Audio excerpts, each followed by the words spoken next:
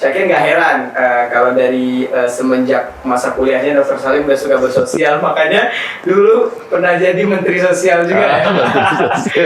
Tapi ya, yang menarik Dr. Salim Syakir punya satu momen yang Syakir geleng-geleng kepala. Ini bener nggak foto Dr. Salim ya? Ini pas udah jadi Menteri Sosial, tapi tidurnya di gubuk. Ini gubuk atau musola nih? Kita lihat dulu kamera.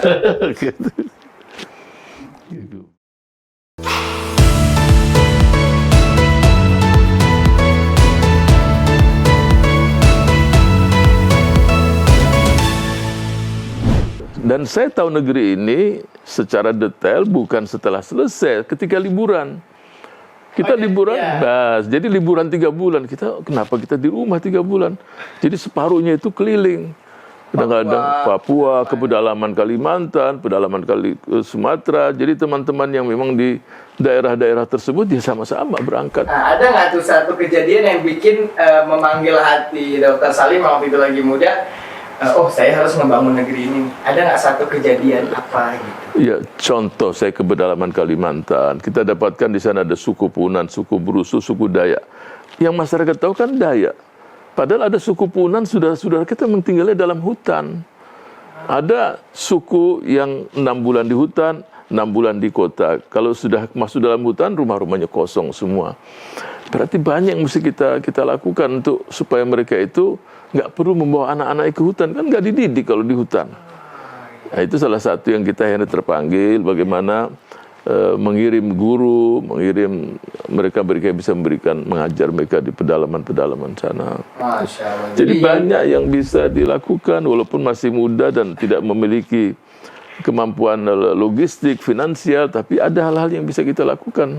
Benar, saya kira juga kalau lagi libur syuting biasanya Habib Dokter, saya kira tuh waktu itu ketika banjir Konawe ya, saya kira ke pedalaman Konawe juga. Memang hal-hal yang membuat kita kan yang di Jakarta mungkin melihat gedung-gedung menjunjung tinggi atau kita melihat kesejahteraan gitu ya. Tapi ketika kita ke pedalaman itu tuh jadi memanggil hati kita gitu. Jadi hati kita kepanggil, wah ternyata bagian negeri kita yang sini ada yang belum dimaksimalkan gitu. Jadi ada rasa untuk nasionalismenya tuh untuk membangun negeri. Wah, Masya Allah banget. Jadi dari muda Dr. Salim memang sudah suka membangun negeri ya. Jadi kalau didasari awalnya dari cinta, insya Allah semuanya akan terasa ini ya, akan terasa ringan, akan terasa kita bisa menikmati gitu ya. Betul, tadi kata-kata cinta itu yang paling mendasar sekali. Cinta negeri dan cinta seisi negeri itu sendiri.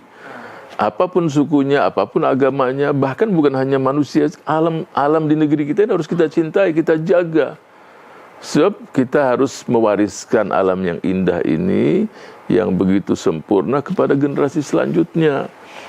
Jangan saat ini hanya digunakan untuk dihabiskan semua yang dimiliki atau yang ada di bawah bumi kita yang sama-sama kita cintai, tambang terus generasi selanjutnya, mereka akan kesulitan dan mereka tidak menikmati hasil dari para pejuang kita untuk memerdekakan bangsa dan negara kita. Cinta itu tadi Dokter, tak kenal maka tak sayang maka tak cinta. Jadi kalau mau cinta sama negeri, nggak bisa cuman main sosmed rebahan, harus kenal sama negeri. Kayak tadi juga Syakir baru kemudian punya rasa cinta untuk membangun negeri itu ketika Syakir kenal beberapa bagian dari negeri ini. Syakir kenal beberapa masyarakatnya. Syakir mulai ada rasa cinta tuh ketika Syakir mengenal, oh ternyata Indonesia tuh kayak gini. Jadi anak-anak muda juga tuh contoh Dr. Salim walaupun kemudian udah kuliah di luar negeri, tapi ketika liburan dia lihat bagian-bagian negeri yang belum terjamah. Itu luar biasanya. Akhirnya ya kan anak-anak muda zaman sekarang gimana Dokter? Kita mau ngebangun tapi bingung mulainya dari mana kita ngebangun negeri. Tapi saya yakin sekali, apalagi generasi Z, generasi milenial, mereka itu punya kepekaan hati. Asal disentuh saja. Punya muda kalau disentuh hatinya, apa disentuh hati? Dibawa ke tempat-tempat mereka yang sulit, yang susah. Yang sebahagian saudara-saudara kita yang kaya ini tidak tahu apa definisi kemiskinan itu sendiri. Karena tidak pernah melihat dalam hidupnya. Ya orang-orang yang kaya lah. Tapi ketika orang tuanya membawa, oh ada rumah yang lantainya itu tidak ada tanah saja. Oh anak pun tersentuh. Nah, kemudian si ayah terutama di hari Idul Adha ini, nak antarkan daging ke rumah sana. Si anak yang usia 7-8 tahun mengantarkan, oh dia melihat, oh rupanya ini orang-orang yang susah, yang miskin. Dia mulai memorinya muncul, oh berarti sungguh aku dididik oleh ayahku itu untuk diajak berperan ya. langsung action di lapangan. Nah, saya pikir penting seorang ayah itu, apalagi dalam kondisi semacam ini, dengan tetap prokes kesehatan dijaga untuk mengenalkan anak, bukan hanya teori saja, tapi di lapangan, oh masih banyak saudara-saudara kita yang sulit. Jadi saya berharap dengan kondisi pandemi COVID-19 ini, bangsa ini bangkit, kita saling bergandengan tangan. Dan pemerintah pun saya berharap membuktikan, memunculkan trust. Jadi masyarakat semakin yakin dengan pemimpin-pemimpinnya yang amanah, yang jujur, yang hadir dimanapun ketika rakyat itu dalam kondisi sulit. Apalagi mau Idul Adha ya. Jadi walaupun saya tetap berpikir penting juga orang menjalankan syariat perintah sunnah dari kurban.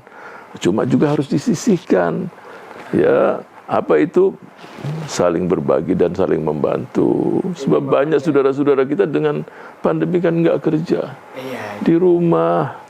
Ya, kalau setiap RT, setiap RW saling melirik sana sini, ya berbagilah. Sebab dalam sebuah hadis Rasulullah bersabda, makanan untuk 1 orang bisa dimakan untuk 2 orang. Makanan 2 orang bisa dimakan untuk 4 orang. Kalau kita di rumah kita ada makanan untuk 4 orang, sebenarnya bisa untuk 8 orang makan.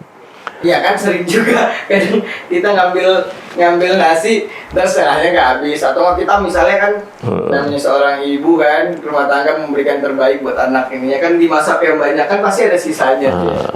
Pasti ada. Jadi memang itu yang penting yang kita ambil dari salah satu hikmat ini, bagaimana kita memikirkan saudara-saudara kita yang lain yang lagi susah. Ya, yang lagi mungkin selama berbulan-bulan tidak pernah merasakan yang namanya daging itu sendiri, nggak pernah. Benar. Tetapi menurut saya tidak hanya itu saja, tapi berbagi dalam arti bukan hanya lebaran saja, tapi bagaimana ketika mereka sulit. Mungkin pemerintah tidak mampu membantu semuanya menangani. Ayo kita bangkit bersama-sama. Ayo kita saling mencintai. Tidak beriman kamu kalau tidak mencintai saudaranya, seperti mencintai diri sendiri. Nah, cinta lagi itu.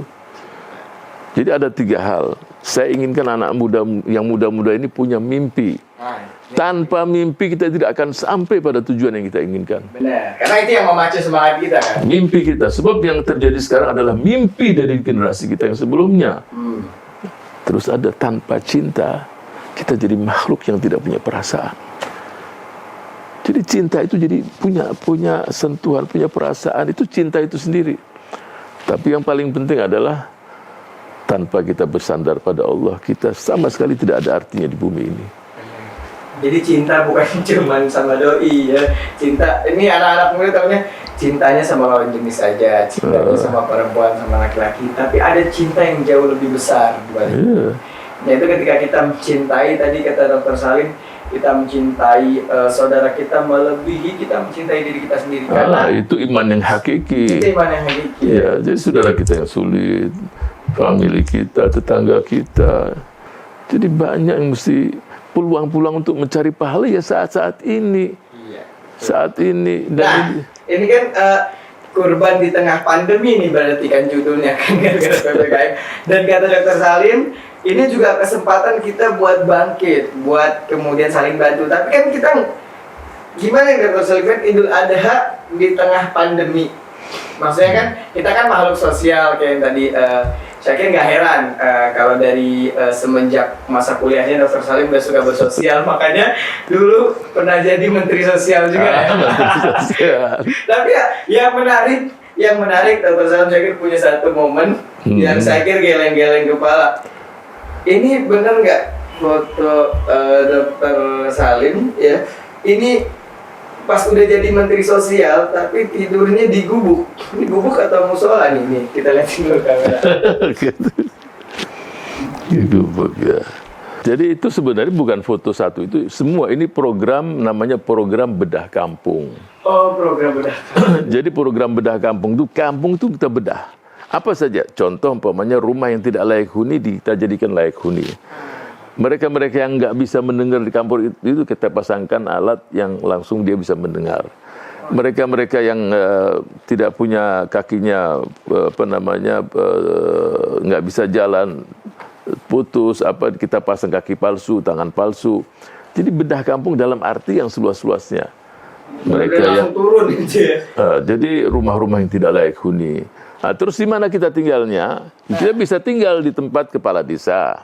Bisa kita tinggal, pasti kalau di kepala desa kan rumahnya bagus.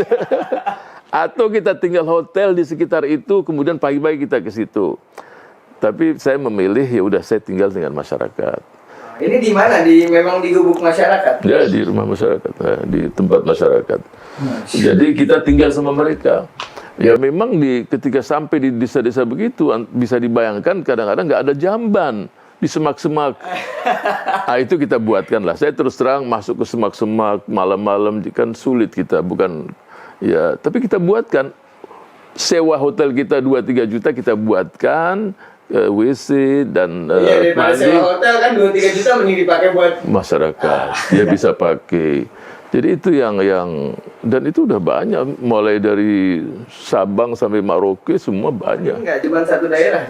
Banyak sekali masuk sampai kita juga ke Papua, juga ke pedalaman Papua yang rumahnya di atas pohon, kemudian di ujung Pulau Jawa, di banyak sekali di Sulawesi, di Ambon, di Kalimantan, di Sumatera, apalagi di sini yang di daerah Jawa Barat.